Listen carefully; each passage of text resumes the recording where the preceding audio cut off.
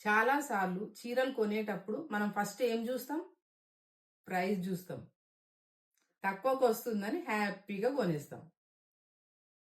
కానీ ఫంక్షన్ రోజు ఆ శారీ వేసుకున్నప్పుడు కొన్ని విషయాలను మనం నోటీస్ చేస్తాం. ఫ్యాబ్రిక్ ఫీల్ అంతగా ఎలిగెన్స్గా పడదు. కలర్ అంతగా హైలైట్ అవ్వదు. కొన్నిసార్లు మనకు మనమే కాన్ఫిడెంట్గా ఫీల్ అవ్వకపోవచ్చు. అప్పుడు అర్థమవుతుంది, ప్రాబ్లం శారీ ప్రైస్ కాదు, మన ఫీలింగ్స్.